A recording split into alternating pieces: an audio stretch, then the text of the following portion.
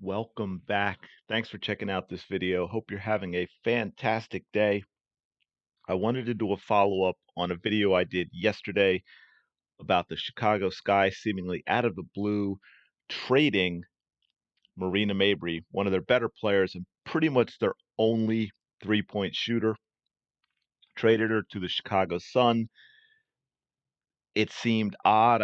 We talked about whether or not the Sun were tanking and in terms of trying to get a better draft pick for next season because whether it just seemed like this wasn't something that was a great trade for Chicago. And as you can see here, if we scroll down, they got a couple of players that I had talked about, a couple of players that aren't playing much. Rachel Bannum's averaging what I think less than 5 points a game. And oddly enough, 2 games before the trade, she went off for 24 points. She was 8 for 11 from 3-point range, which I believe was a record for a player off the bench in terms of threes in a game. Scored 24 points, and that was 24% of her total for the season. She had scored 100 points for the season.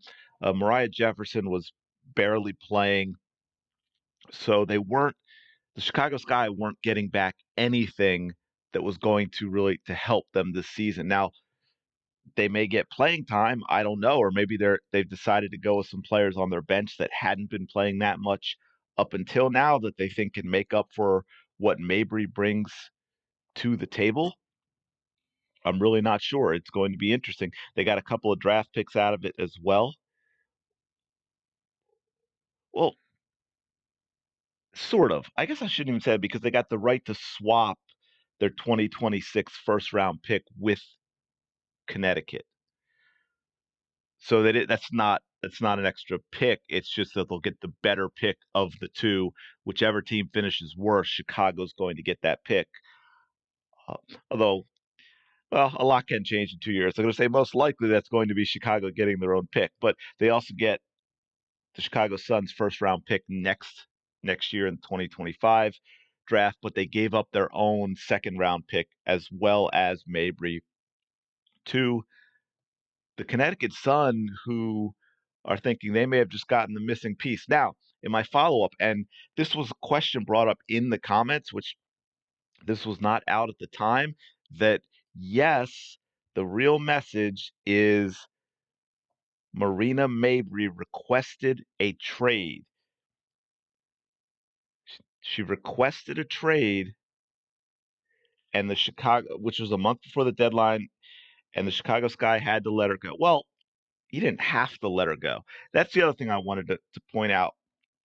What's odd about this now, none of us knew that she had requested a trade, so that was not something that had leaked or been out there, which would take leverage away from Chicago.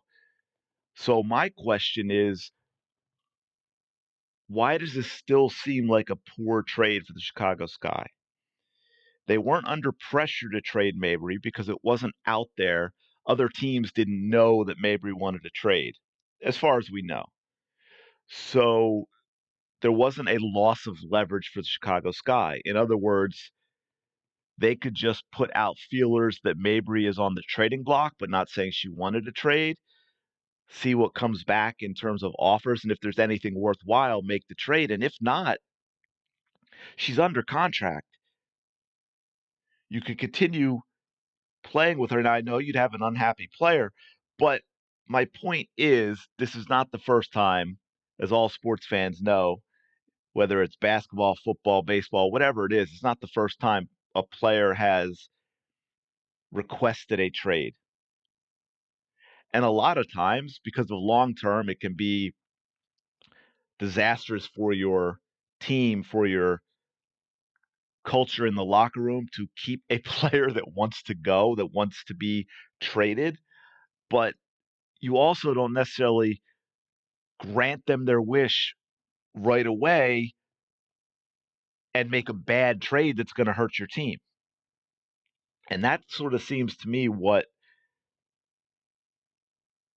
the Chicago Sky have done. So I'm still not understanding it from that perspective. I mean, they say it here. Apparently, the front office was just responding to the trade request of their floor general. This prompted an in-season trade, which has only happened one other time in the past half decade. That's amazing to me too, as well. Not a lot of trades go on in the WNBA. It looks like, at least not in season, not compared to some other sports.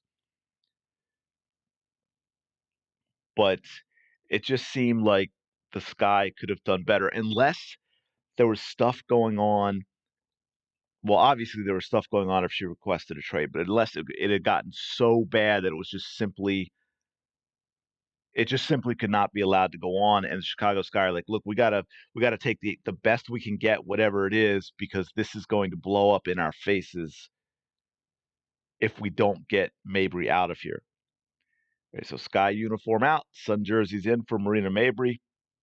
The Sun, well, of course they're gonna say they're excited to have her, but if you're looking at that team and where they are, that is a great trade for the Connecticut Sun. You basically unloaded two players that really weren't a part of the team in terms of what's going to be on the floor going forward in making a playoff run. Yeah, we just mentioned the 24-point explosion, but that was 24 of her 100 points in one game. Other than that, she really hadn't done much. And so I think this was a great trade for the Connecticut Sun.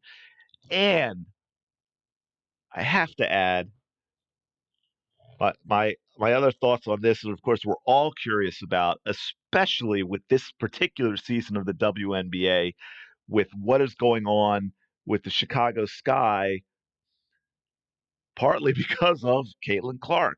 We have the whole, just lots of drama surrounding Angel Reese, her coach basically abandoning the team in order to continue the Angel Reese double double streak with making some very, very questionable decisions. I think the other players were starting to get fed up with that. I think we saw that toward the end of the Dream game with Kennedy Carter. I think we saw that with pretty much all her teammates at the end of the Liberty game, who, after she got, triple or quadruple teamed and passed the ball out, there was still plenty of time. Angel Reese wanted the ball back again. Her teammates dribbled out the clock. Angel Reese walked off the court, ticked off. Then you get into the Kennedy Carter stuff. And again, I do not know that there's an issue with Kennedy Carter in the locker room and anyone else. What I am saying, though, is she has been kicked off three previous teams for issues in the locker room with her own team, with things such as wanting to fight players on her own team and so forth. So it sounds like that you've got that issue with Kennedy Carter. You've got the Angel Reese stuff going on with the double doubles and how Angel Reese is that's what's important to her. Apparently, that's been what's important to the coach. And Mabrey has basically said, "Enough's enough. I want out of this team. It's it's time to go. It is time to go." I don't think there's anything else to the article. Just talking about her stats.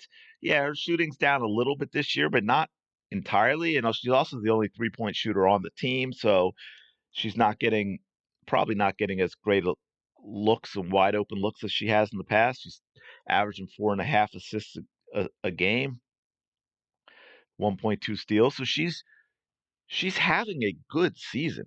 She's an important part of that team. She's a more important part of that team than Angel Reese is. Right? That the offense of that team should be, if you're going to look at it in terms of a big three, it should be Cardoso, Carter, and Mabrey. So it looks like the Chicago Sun have a shot with what they would consider their missing piece. Um, did I say Chicago? If I did, I meant Connecticut.